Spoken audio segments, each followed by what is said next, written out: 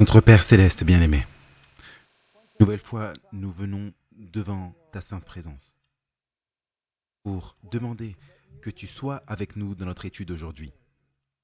Nous allons étudier quelque chose qui est d'une extrême importance. En fait, c'est au cœur et au centre de la vérité que nous trouvons dans les Saintes Écritures.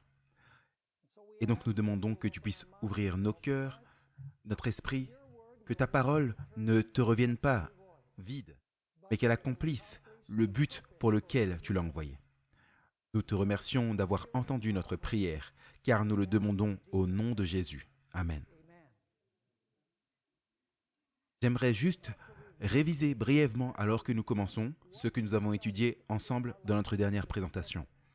Si vous vous souvenez, nous avons étudié les raisons pour lesquelles Jésus a dû venir vivre avec nous dans le camp, comme un vrai être humain authentique.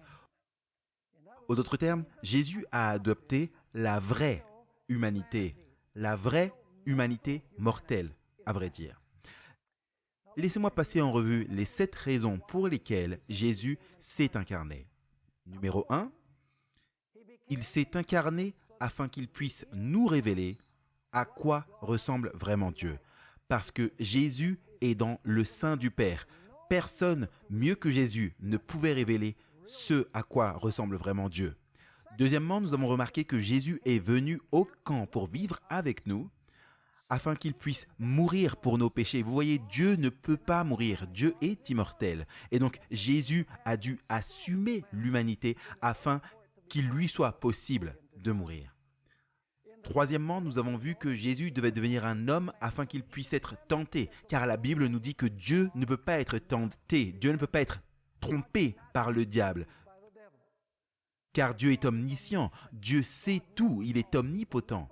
Le diable ne peut pas conduire Dieu dans le péché, et donc Jésus a dû assumer l'humanité afin qu'il puisse être tenté vraiment. Quatrièmement, nous avons vu que Jésus devait devenir un homme avant que nous puissions avoir l'assurance qu'il sympathise et compatit avec nous, que Jésus nous comprend vraiment lorsqu'il nous représente devant Dieu. Ensuite, nous avons vu que Jésus devait devenir un homme pour qu'il puisse servir comme notre juge. En d'autres termes, il devait être un homme pour qu'il puisse nous présenter devant Dieu comme notre avocat et nous juger de manière équitable. Et ainsi, dans le jugement, il n'y a aucune excuse pour le péché. Et ensuite, nous avons vu que Jésus est venu sur cette terre pour vivre une vie parfaite en tant qu'homme, afin qu'il puisse nous imputer sa justice. Cela signifie nous créditer sa justice et deuxièmement, nous impartir sa justice, ce qui signifie en fait déverser dans notre cœur sa justice afin que nous puissions vivre la vie que Jésus a vécue. Et finalement, nous avons vu que Jésus a pris la nature humaine afin qu'il puisse nous préparer une place au ciel, qu'au final, il puisse revenir et nous recevoir auprès de lui. Ainsi, nous avons vu 7 raisons, au moins, pour l'incarnation de Jésus-Christ, pour qu'il vienne sur cette terre pour vivre avec nous dans le campement du sanctuaire. Nous ne sommes même pas entrés dans la cour du sanctuaire pour l'instant. Nous avons simplement parlé de Jésus vivant dans le camp où Israël vivait. Et ce soir, nous allons parler de Jésus entrant dans la cour du sanctuaire. J'aimerais simplement dire que la cour avait 2 meubles principaux. Et vous les voyez illustrés ici sur la plateforme. Tout d'abord, vous avez à l'extrémité l'autel du sacrifice, qui était lorsque vous entrez dans la cour du sanctuaire. Et ensuite, un peu plus loin, juste avant d'arriver au lieu saint du sanctuaire, vous avez ce qu'on appelle la cuve d'airain, qui contenait de l'eau où le prêtre se lavait avant d'exercer son ministère dans le lieu saint du sanctuaire. Maintenant, nous allons voir que ces 2 éléments font en fait référence à 2 fonctions de Jésus-Christ ou à 2 événements de la vie de Jésus-Christ. Nous avons vu que le camp représente la vie de Jésus où il est venu vivre au milieu de nous. Maintenant, l'autel des sacrifices représente la mort de Jésus-Christ. Et la cuve représente, nous allons voir, la résurrection de Jésus-Christ. Et ensuite, bien sûr, Jésus, après cela, va dans le lieu saint du sanctuaire. Et le lieu saint est au ciel. Permettez-moi de dire qu'il n'y a pas de parvis du sanctuaire dans le ciel. Et la raison pour cela, c'est parce que l'œuvre de la cour a été faite par Jésus sur la terre. Vous voyez, il a vécu avec nous dans le camp, sur terre. Il est mort sur terre et il est ressuscité sur terre. Donc au ciel, tout ce que nous avons est un lieu saint et un lieu très saint. Le parvis, c'est la terre où Jésus a poursuivi son travail comme un vivant avec nous et qui meurt et qui ressuscite d'entre les morts. Maintenant, nous devons poser la question, pourquoi est-ce que Jésus a dû venir vivre une vie parfaite et mourir? Eh bien, regardons cela de plus près et comprenons pourquoi Jésus a dû venir et vivre une vie parfaite et pourquoi Jésus a dû venir mourir. La première chose que j'aimerais que nous puissions voir, c'est que la loi de Dieu exige la perfection absolue. La loi de Dieu dit « Obéis-moi et vis ». Mais elle dit également « Désobéis » et ça c'est le péché. Et le salaire du péché, c'est quoi? Le salaire du péché, c'est la mort. Donc, en résumé, la séquence c'est la loi exige la perfection absolue. Si je ne peux pas offrir à la loi la perfection qu'elle demande, ça c'est le péché. Et le salaire du péché ou le résultat du péché, c'est la mort. Bien sûr, la question est de savoir combien d'entre nous ont péché. La Bible dit que tous ont péché et sont privés de la gloire de Dieu. Il n'y en a aucun juste, non, pas même un seul. Donc nous sommes tous dans le couloir de la mort. Aucun d'entre nous ne peut offrir à la loi la vie parfaite que cette dernière exige. Et donc la loi dit, parce que tu ne peux pas m'offrir la vie parfaite que je demande, afin que tu puisses vivre, alors tu dois mourir. Et donc Jésus est venu sur cette terre pour plusieurs raisons. Nous avons mentionné, mais j'aimerais souligner et mettre en avant deux raisons en particulier. Numéro 1, Jésus est venu sur cette terre pour vivre la vie que nous tous devrions vivre. Jésus est venu vivre une vie en harmonie parfaite avec la loi. Et il a vécu cette vie pour nous tous. Mais Jésus est non seulement venu vivre la vie à ma place, à ta place, afin que je puisse en lui me tenir devant la loi non coupable, non pas parce que je suis juste, mais parce que lui est juste. Mais Jésus devait aussi venir pour payer pour nos péchés. Il devait venir pour payer les péchés que nous avons déjà commis. Et donc Jésus est venu sur cette terre, premièrement, pour vivre la vie que nous aurions dû vivre, et il est venu mourir la mort que nous aurions dû subir. Et il a vécu et il est mort pour chaque personne qui n'a jamais marché sur la planète Terre.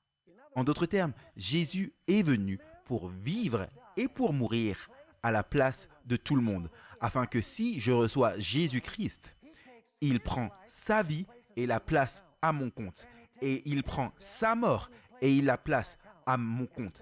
Et Dieu me regarde comme si je n'avais jamais péché, non pas parce que je n'ai pas péché, mais parce que Jésus, lui, n'a jamais péché. Est-ce que ce point est très clair?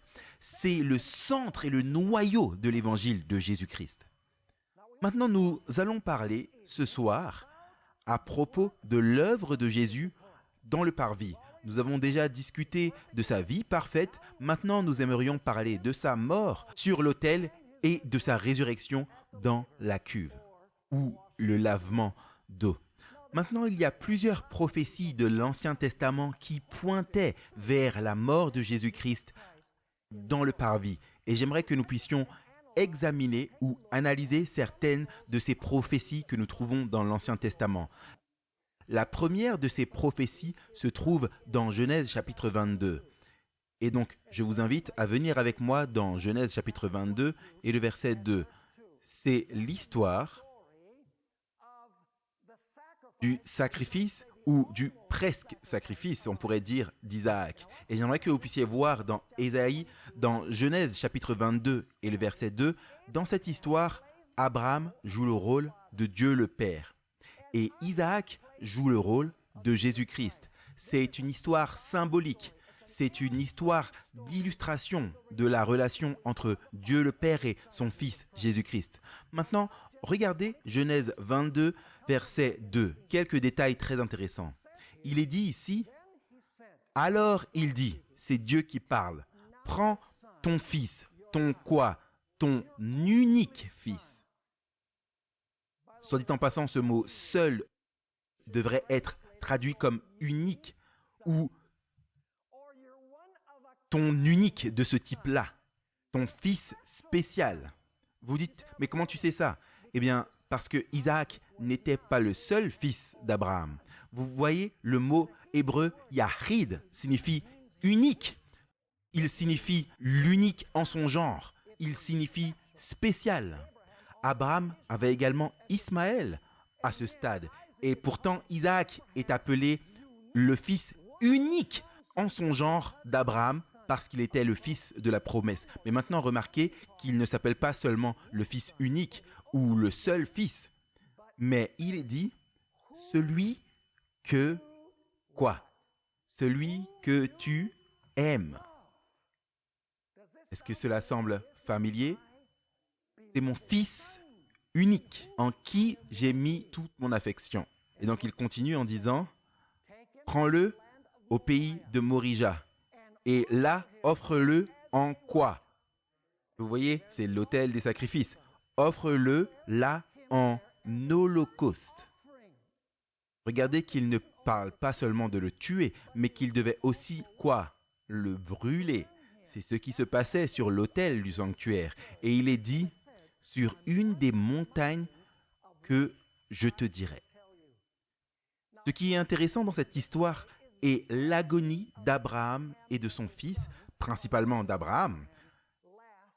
Et cette dernière dure 3 jours. J'aimerais que vous puissiez remarquer Genèse chapitre 22 et le verset 4. Abraham offre en fait Isaac le 3e jour du voyage. Il est dit dans Genèse 22 verset 4, « Et le 3e jour, Abraham leva ses yeux et vit le lieu où? De loin. » Laissez-moi vous demander, combien de temps a duré l'agonie du Père et de son Fils quand Jésus était sur cette terre? Elle a duré également combien de temps? Elle a duré également 3 jours. Un autre détail intéressant, c'est que dans cette histoire, Abraham place le bois sur les épaules d'Isaac. Mais Abraham a le couteau et le feu. Maintenant, c'est très significatif. Lisons cela. Regardez ce qu'on trouve ici dans Genèse chapitre 22. Il est dit, « Et Abraham prit le bois de l'Holocauste et le mit sur Isaac son fils. » Et maintenant, Isaac son fils porte le bois. Laissez-moi vous demander, qui était celui qui a porté le bois sur lequel il a été placé? Jésus-Christ. Mais Jésus a été frappé par qui? Ésaïe 53 dit par son père. Et c'est pourquoi Abraham avait le couteau et le feu. Donc il continue en disant, « Et Abraham prit le bois de l'Holocauste et le mit sur Isaac, son fils, et il prit dans sa main le feu et le couteau. Et ils allaient les deux ensemble. » Et maintenant nous atteignons le point culminant de l'histoire, quand Isaac est sur le point d'être sacrifié. Quelque chose de spectaculaire se passe. Allez avec moi dans Genèse 22 et lisons le verset 12 à 14.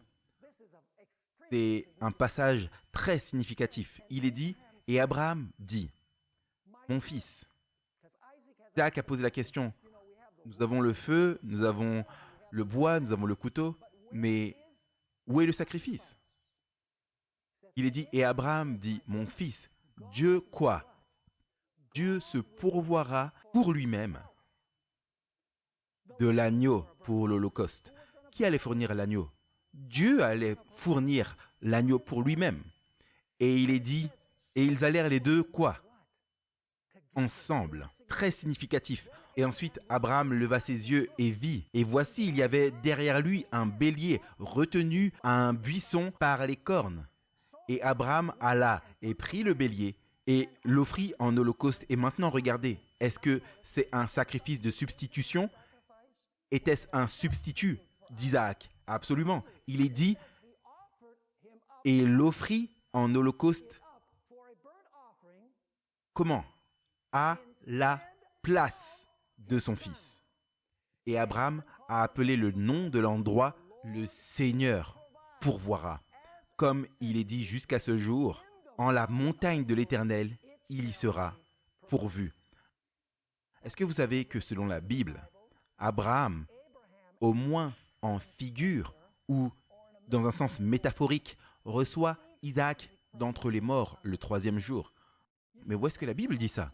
Eh bien, allez avec moi dans le livre des Hébreux, le chapitre 11, et les versets 17 à 19. Laissez-moi vous demander, est-ce que Isaac était presque mort pour Abraham? Assurément. Mais qu'est-ce qui s'est passé le 3e jour?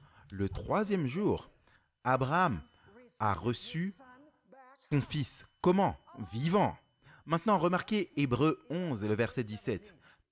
Par la foi, Abraham, étant éprouvé, a offert Isaac, et celui qui avait reçu les promesses offrit son quoi? Vous voyez, ce mot n'est pas correctement traduit.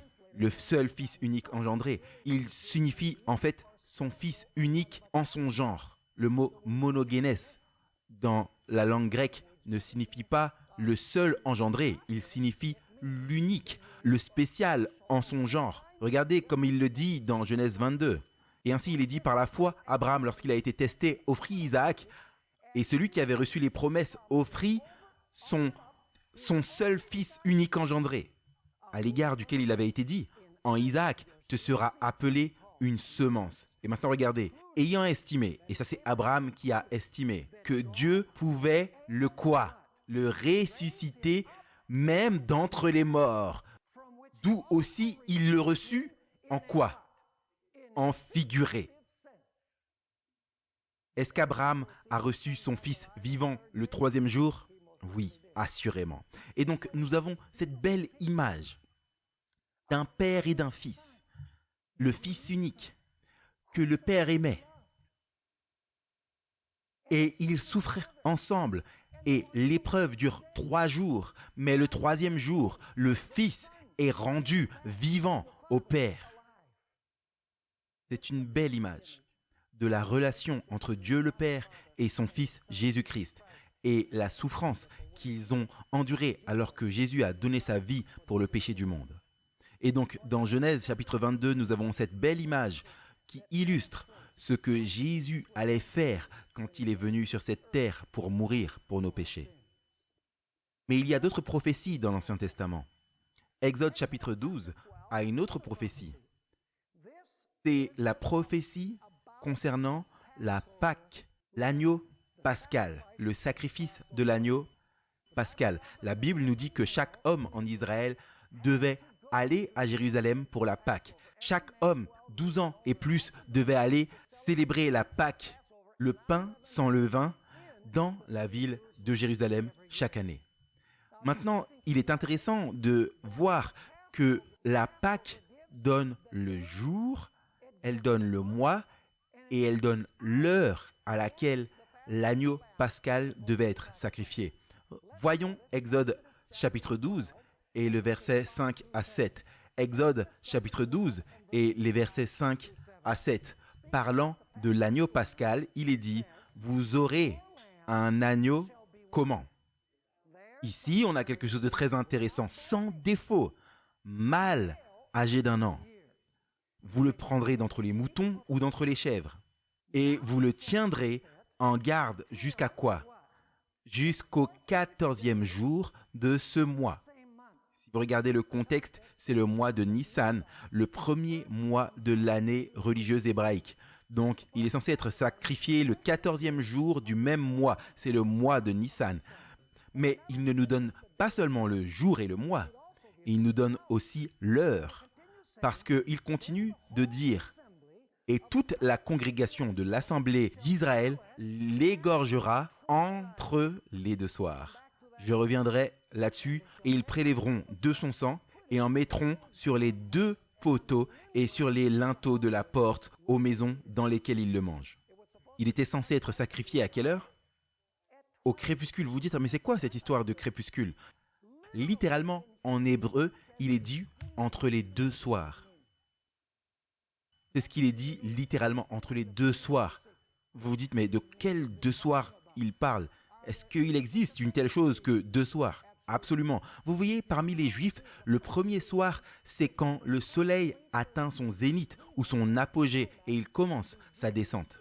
C'est le premier. Il commence les heures de l'après-midi ou les heures du soir, si vous voulez. Le deuxième soir, c'est quand le soleil se couche. Et donc, qu'est-ce qu'il y aurait entre les 2 soirs? Ce serait exactement au milieu, entre quand le soleil commence sa descente à midi et quand le soleil se couche réellement. Quelle heure est-ce que ce serait? 15 heures de l'après-midi. Et vous savez à quelle heure Jésus est mort? La Bible dit qu'à la 9e heure, Jésus a crié « Tout est accompli. Entre tes mains, je remets mon esprit. » Et il a rendu le souffle.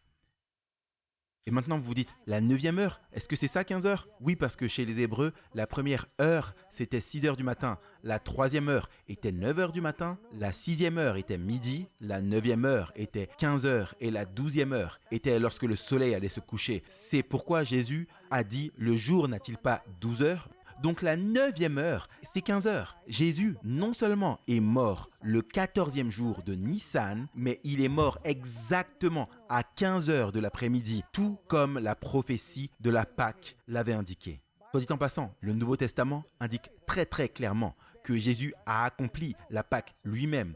Voyez 1 Corinthiens chapitre 5 et le verset 7. 1 Corinthiens chapitre 5 et le verset 7 nous dit que la Pâque a été accomplie en Jésus-Christ. Il est dit ici, l'apôtre Paul écrit « Ôtez donc le vieux levain afin que vous soyez une nouvelle pâte, comme vous êtes sans levain.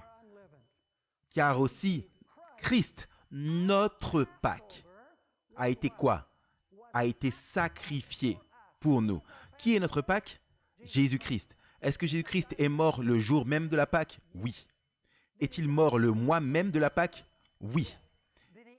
Est-il mort à l'heure précise à laquelle l'agneau de la Pâque a été sacrifié? Absolument. Vous savez, certaines personnes sont étonnées par les prophéties de Nostradamus.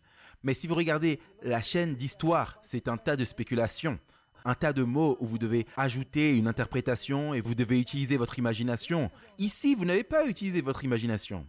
Cela vous donne exactement le jour, l'heure et le mois où Jésus allait mourir. Et il est mort exactement à ce moment-là. Et cela a été écrit 1500 ans avant la naissance de Jésus-Christ. Une prophétie incroyable. Maintenant, il y a une autre prophétie qui nous donne l'année de la mort de Jésus-Christ. Vous voyez, la Pâque nous donne l'heure, le mois et le jour. Mais il y a une autre prophétie qui nous donne l'année où Jésus allait mourir. Cela s'appelle la prophétie des 70 semaines.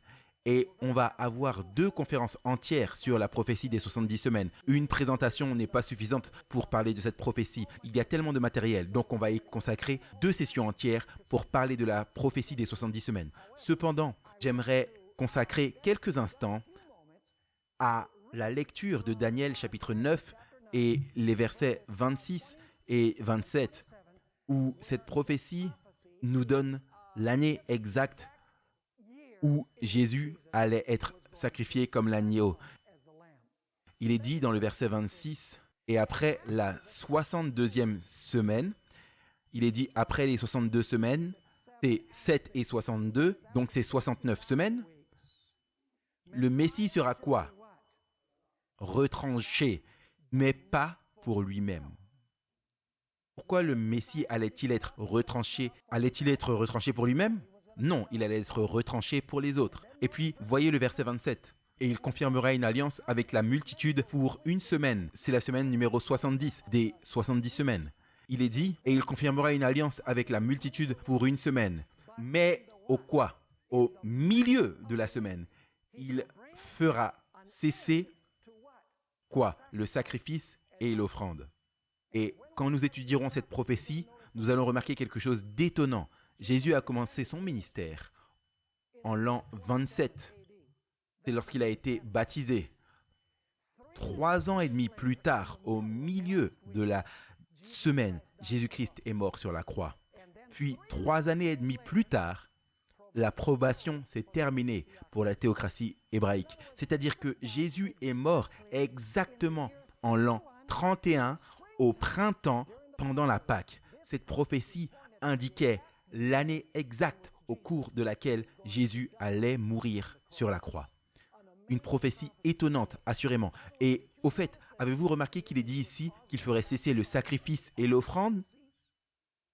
Maintenant, je vais vous lire une déclaration très intéressante de cette biographie classique de Christ qui s'appelle Le désir des âges. Vous savez que cela a été littéralement accompli, que Jésus a fait le sacrifice et l'oblation cesser? Laissez-moi simplement vous lire une courte description qui est donnée dans le livre Jésus-Christ à propos du moment où Jésus est mort. Ellen White déclare: « Tout est terreur et confusion. Parce qu'il y a eu ce gigantesque tremblement de terre et le voile du temple a été déchiré du haut en bas. » Elle continue en disant: « Le prêtre est sur le point de tuer la victime. Mais le couteau tombe de sa main sans nerf et l'agneau s'enfuit. » A-t-il fait cesser le sacrifice et l'oblation? Oui, il l'a fait. Il n'y avait pas eu de sacrifice ce jour-là. Donc elle dit: « Mais le couteau tombe de sa main sans force et l'agneau s'échappe. » Puis elle voit la relation entre le type et l'antitype, entre ce que nous trouvons prophétisé dans l'accomplissement de la prophétie, et elle dit: le type a rencontré l'antitype dans la mort du Fils de Dieu. Le grand sacrifice a été fait. Donc Jésus-Christ, littéralement, en l'an 31, 3 heures de l'après-midi, le 14e jour de Nissan, a accompli la prophétie concernant l'agneau pascal, qui est représenté encore une fois par l'autel du sacrifice. Mais il y avait d'autres prophéties. Nous avons par exemple le sacrifice du matin et du soir. Dans le sanctuaire, le sacrifice du matin et du soir était offert et placé sur l'autel des sacrifices. Permettez-moi de vous lire cela. Exode chapitre 29 et les versets 38 à 39. Il est dit ici: « Et voici ce que tu offriras sur l'autel. » Et sur cet autel donc. 2 agneaux d'1 an, chaque jour, continuellement. Tu offriras l'un des agneaux le matin et le second, tu l'offriras au crépuscule, c'est-à-dire entre les 2 soirs, 15 heures, l'après-midi. Autrement dit, le sacrifice de l'agneau, matin et soir, indiquait la mort de Jésus-Christ sur la croix. Mais il y avait d'autres prophéties. Voyez Ésaïe chapitre 53 et le verset 4 à 6. Ésaïe 53, le verset 4 à 6. Il parle ici du Messie plus de 700 ans avant la naissance de Jésus. Et il dit: « Certainement, lui a porté nos langueurs et s'est chargé de nos douleurs. Et nous l'avons estimé battu, frappé de Dieu et affligé. Mais il a été blessé. » Écoutez attentivement. Vous vous souvenez, la prophétie dit que ce ne serait pas pour lui-même. La prophétie des 70 semaines, il serait retranché, mais pas pour lui-même. Remarquez ce qu'il est dit ici. « Mais il a été blessé pour nos transgressions. Il a été meurtri pour nos iniquités.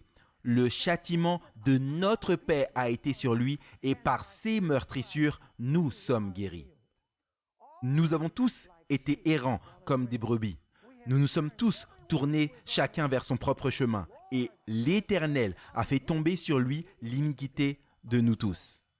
Maintenant, est-ce que cette prophétie fait référence à Jésus-Christ? Mais très clairement, le Nouveau Testament l'applique à Jésus-Christ. Allez avec moi dans Actes chapitre 8 et nous lirons les versets 32 à 36. C'est l'histoire de l'eunuque éthiopien que Philippe a rencontré. Et l'eunuque étudie Isaïe 53 et il ne peut en tirer aucun sens. Il dit: « De qui cette prophétie parle-t-elle » Reprenons cette histoire au verset 32. Le passage dans l'écriture qu'il lisait était celui-ci. « Il a été mené comme une brebis à la boucherie, Et comme un agneau muet devant ceux qui le tondent, ainsi il n'ouvre point sa bouche. Dans son humiliation, son jugement a été ôté. Et qui racontera sa génération? Car sa vie a été ôtée de la terre. Cite-t-il Ésaïe 53? Absolument. Maintenant regardez. Ainsi l'eunuque répondit à Philippe et lui dit, « Je te prie, de qui le prophète dit-il cela? De lui-même ou de quelqu'un d'autre ?» Et Philippe, ouvrant sa bouche et commença par cette écriture, lui quoi? Lui annonça Jésus. Qui est le centre de la prophétie d'Ésaïe 53? Jésus-Christ.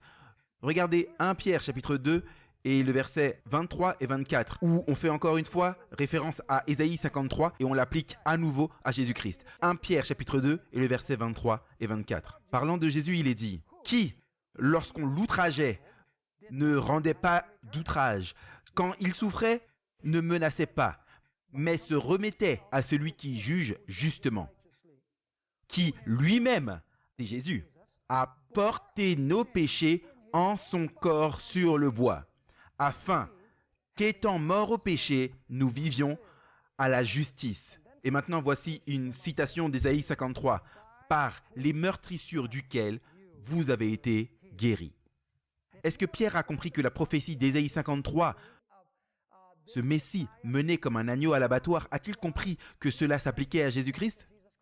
Il l'a assurément compris. Une fois de plus, tout cela pointe vers l'autel des sacrifices. Toutes ces prophéties montrent que Jésus allait venir et Jésus allait mourir pour nos péchés. Voyez une autre prophétie intéressante que nous trouvons dans l'Ancien Testament qui s'est accomplie en Jésus.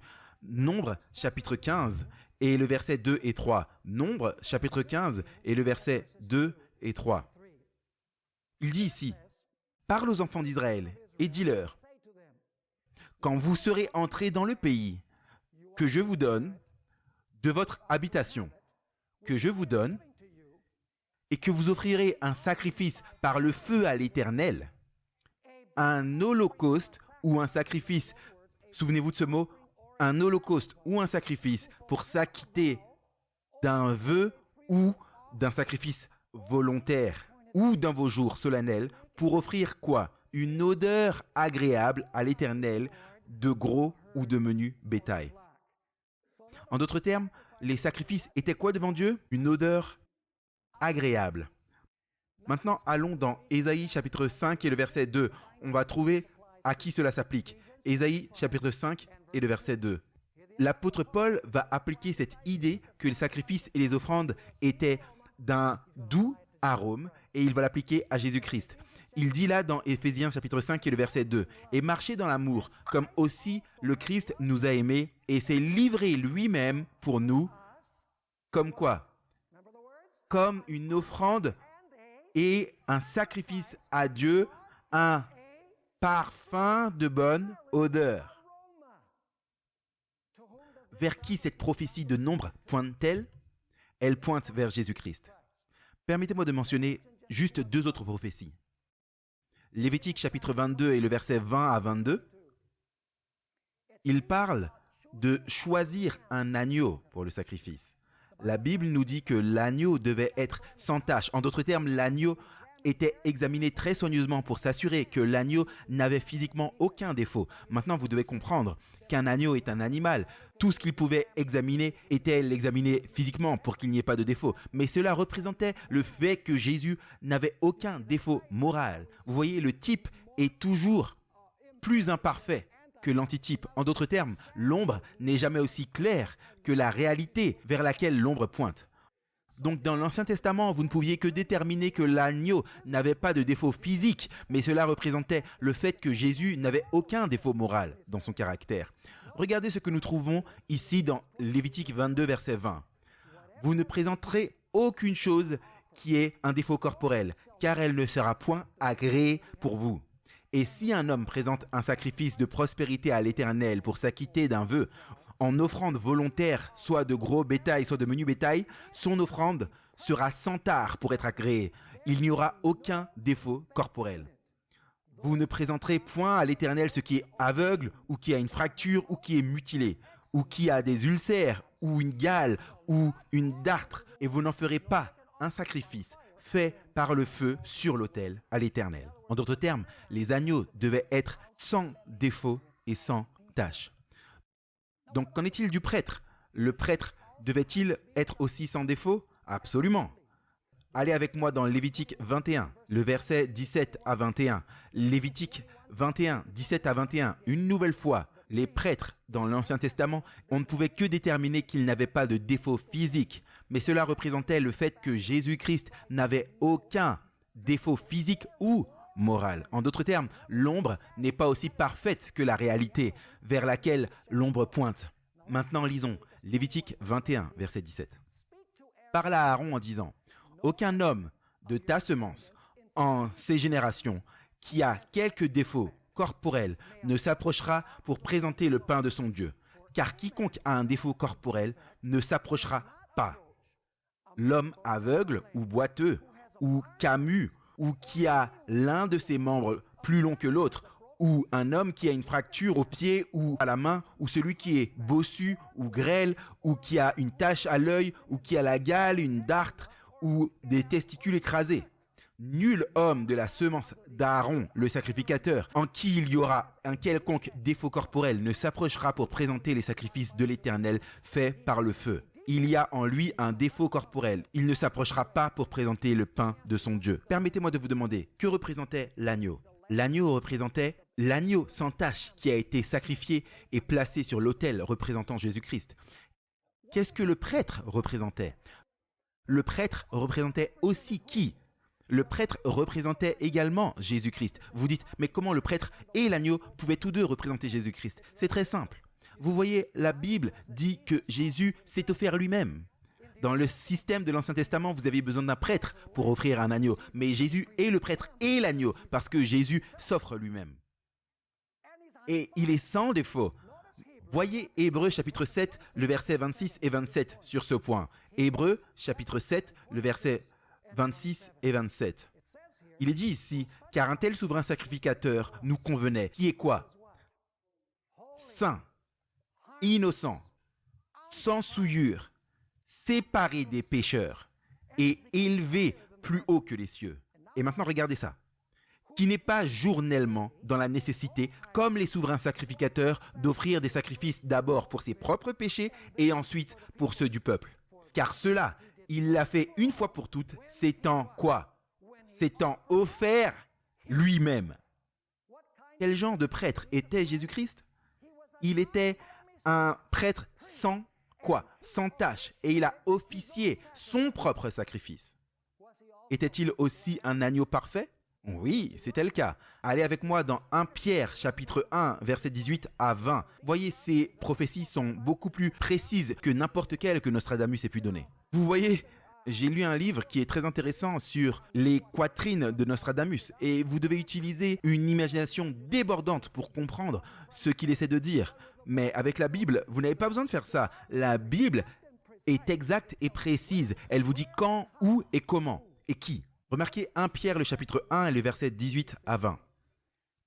Jésus est aussi l'agneau parfait, sachant que vous n'avez pas été racheté par des choses corruptibles, de l'argent ou de l'or, de votre vaine conduite, qui vous avait été enseigné par vos pères. Mais vous avez été racheté par le sang précieux de Christ. Maintenant, regardez ça. Comme quoi?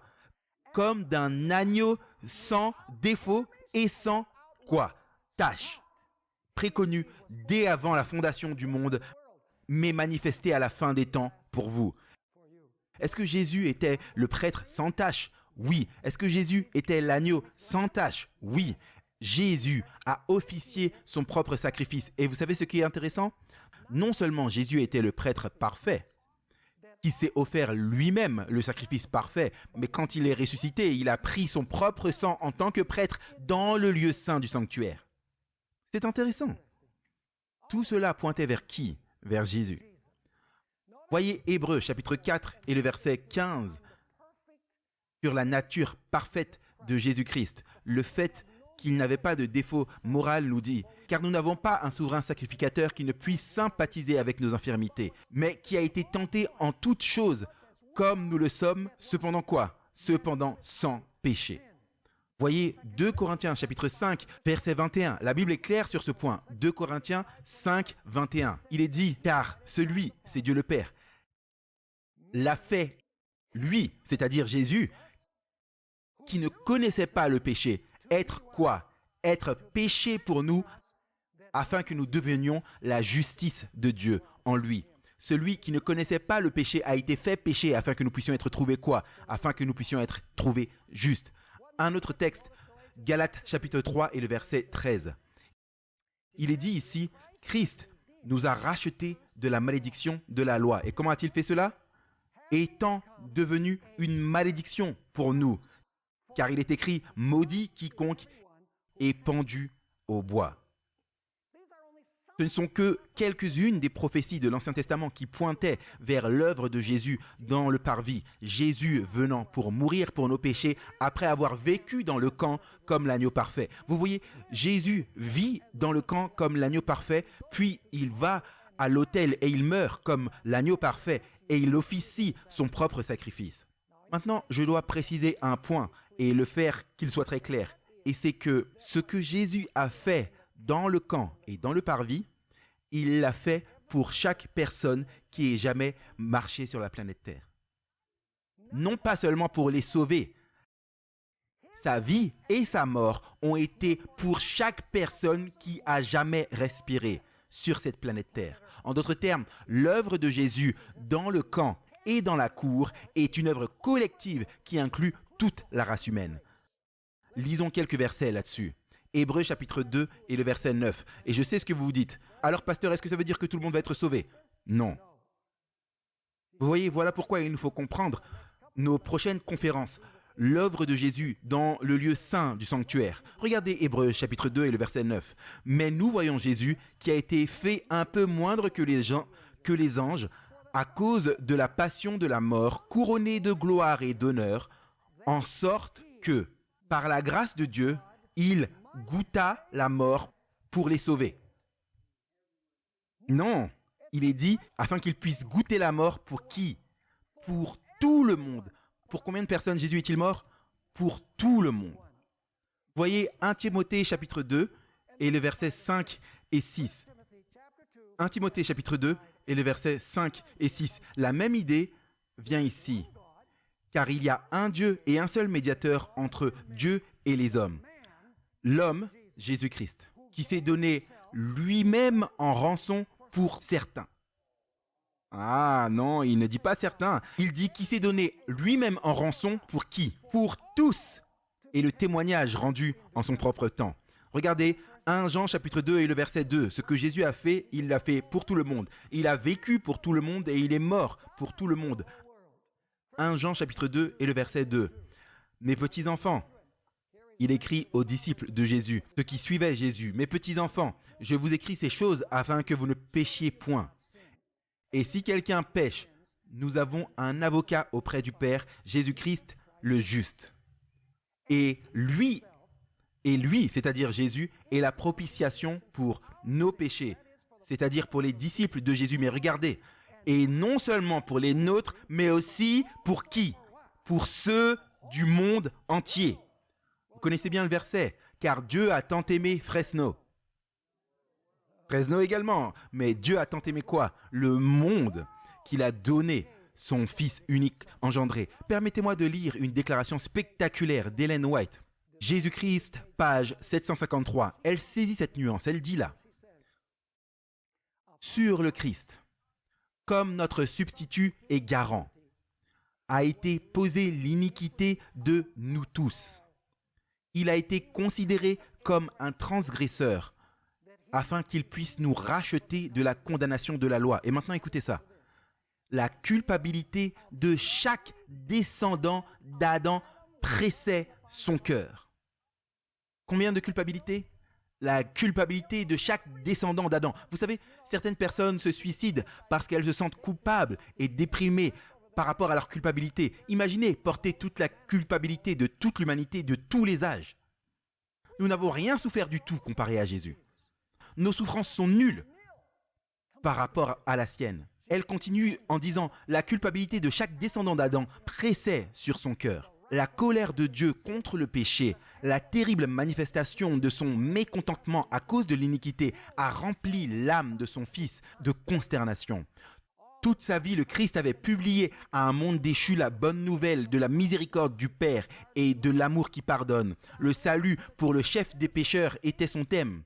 Mais maintenant, avec le poids terrible de la culpabilité qu'il porte, il ne peut pas voir le visage réconciliateur du Père.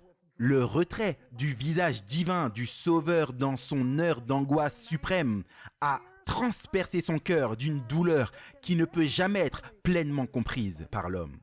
Si grande était son agonie que sa douleur physique était à peine ressentie. Une déclaration puissante.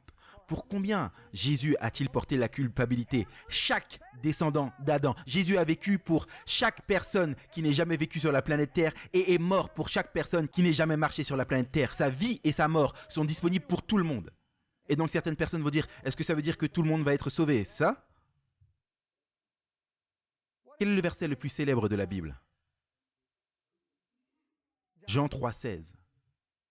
Jean 3,16 comprend tout le monde, mais ensuite il exclut certains. Dans ce même verset, il est dit « Car Dieu a tant aimé le monde qu'il a donné son Fils unique. » Et ensuite, qu'est-ce qu'il dit? « Afin que quiconque croit en lui. » Cela signifie avoir foi en lui, ne périsse point, mais ait la vie éternelle.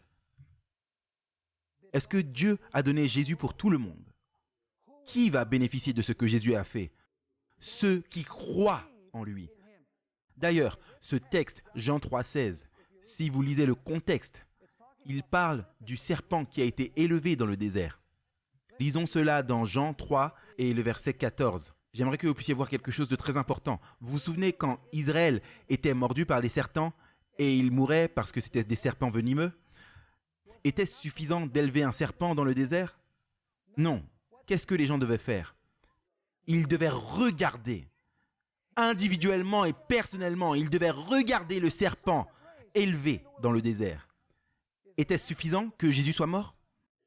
Non. Nous devons quoi? Nous devons le contempler par la foi. Il est dit là, et comme Moïse éleva le serpent dans le désert, de même, le Fils de l'homme doit être élevé afin que quiconque croit en lui ne périsse point, mais ait la vie éternelle. Et ensuite, il est dit au verset 16, « Car Dieu a tant aimé le monde qu'il a donné son Fils unique, afin que quiconque, croit en lui, ne périsse point, mais qu'il ait la vie éternelle. » Maintenant, écoutez attentivement.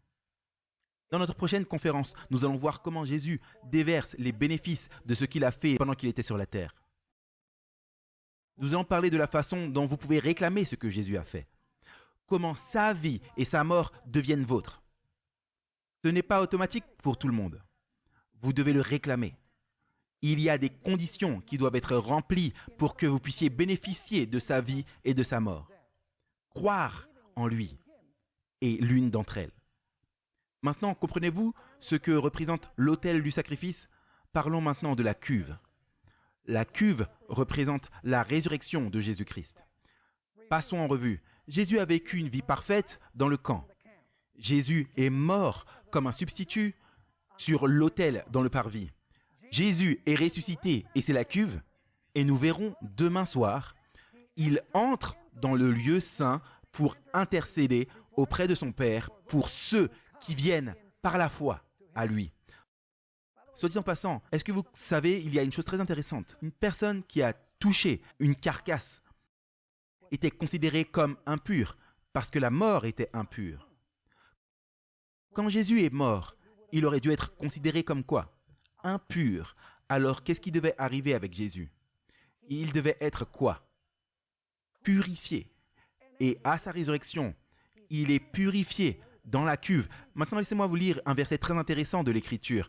Allez avec moi dans Tite, le chapitre 3 et le verset 5. Tite, le chapitre 3 et le verset 5. C'est un verset très important. Il est dit ici, « Il nous sauva, mais quand la bonté de notre Dieu est sauveur, et son amour envers les hommes sont apparus, non par le principe d'œuvre accomplie en justice que nous eussions faite, mais selon sa propre miséricorde, il nous sauva. Par quoi?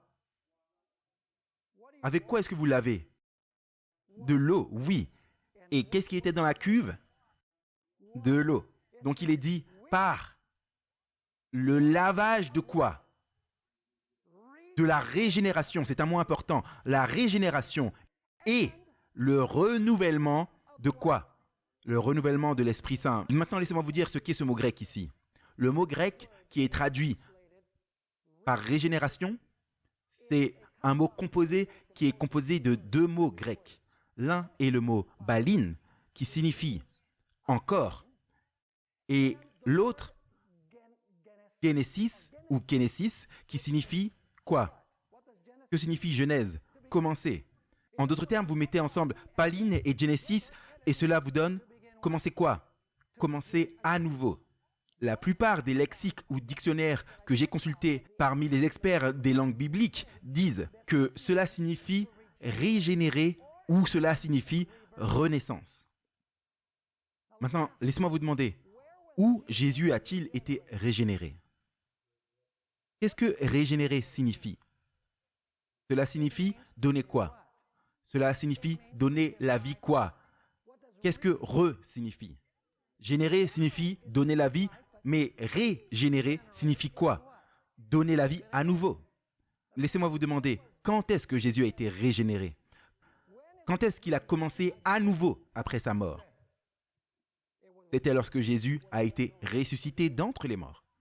Maintenant, non seulement vous avez ici, dans ce verset, le lavage qui fait référence à la cuve pleine d'eau, l'œuvre de la régénération, le mot régénération signifiant recommencer ou renaître de la tombe, mais aussi vous avez renouvellement de l'Esprit Saint. Permettez-moi de vous dire quelque chose concernant ce mot renouvellement. Ce mot renouvellement est le mot grec koinotes. Et lisons un autre verset dans le Nouveau Testament qui utilise ce mot renouveler pour voir à quoi il fait référence. C'est en fait utilisé dans seulement deux autres versets du Nouveau Testament. C'est dans Romains 6 et le verset 4 et Romains 7 et le verset 6. On va seulement lire Romains chapitre 6 et le verset 4. Regardez ce que ce mot renouvellement signifie. Il est dit, nous avons donc été ensevelis avec lui par le baptême. Pourquoi? Pour la mort. Afin que comme Christ a été ressuscité. Donc c'est quoi le thème ici? C'est la mort et la résurrection. Donc nous avons été ensevelis avec lui par le baptême pour la mort, afin que comme Christ a été ressuscité d'entre les morts par la gloire du Père, ainsi nous aussi nous marchions en quoi? Nouveauté de vie. Que se passe-t-il au baptême? Mourons-nous avec le Christ dans le baptême? Sommes-nous enterrés avec le Christ dans le baptême? Ressuscitons-nous en nouveauté de vie dans le baptême? Absolument. Alors, que signifie ce mot ici, nouveauté, dans Tite chapitre 3 et le verset 5, le renouvellement de l'Esprit Saint? Cela fait référence à quoi? Cela fait référence à la résurrection. Comprenez-vous ce que je dis? Alors, après la mort de Jésus, parce que son corps est un cadavre, il doit être quoi? Il doit être purifié. Et donc, il est purifié où? Quand Jésus ressuscite avec un corps glorifié. Il ressuscite dans la cuve. C'est le renouvellement de sa vie. C'est la régénération de sa vie. En d'autres termes, la cuve représente la résurrection de Jésus-Christ. Donc Jésus-Christ, en résumé, a vécu dans le camp, avec nous. Il a vécu une vie parfaite là, en tant que prêtre parfait et agneau parfait. Ensuite, il a été vers l'autel des sacrifices et il s'est offert lui-même. Il est le prêtre officiant dans son propre sacrifice. Dans la cuve, il a été régénéré, où sa vie a été renouvelée, comme nous le lisons dans Romains chapitre 6 et le verset 4. En d'autres termes, il ressuscite d'entre les morts avec son corps glorifié, immortel et incorruptible. Maintenant, voici la question très importante qui préparera le terrain pour notre prochaine étude ensemble. Où vous attendriez-vous à ce que Jésus aille ensuite?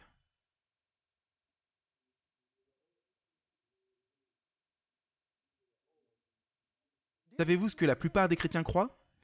Ils disent Jésus a sauté du parvis au lieu très saint. Ma question est, s'il y a un lieu saint entre la cour et le lieu très saint? Bien sûr.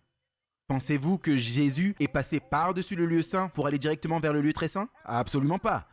Jésus avait-il une fonction à remplir dans le lieu saint du sanctuaire? Assurément. Il avait un rôle à remplir où se trouve le chandelier à 7 branches.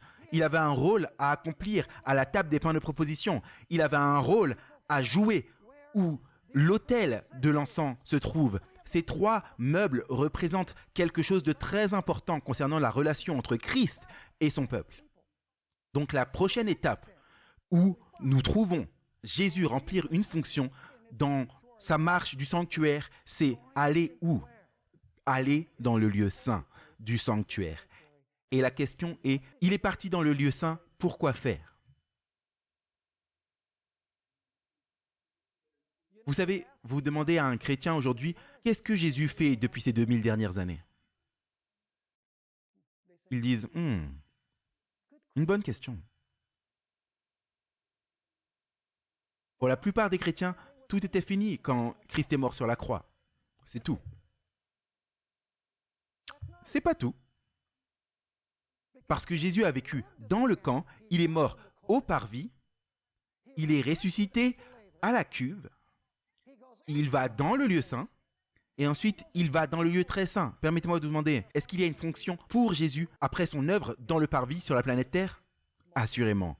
Et nous allons étudier cette œuvre dans le lieu saint demain et également vendredi soir. Nous allons voir que dans le lieu saint, c'est là où nous pouvons réclamer les bénéfices de ce que Jésus a fait pendant qu'il était sur terre.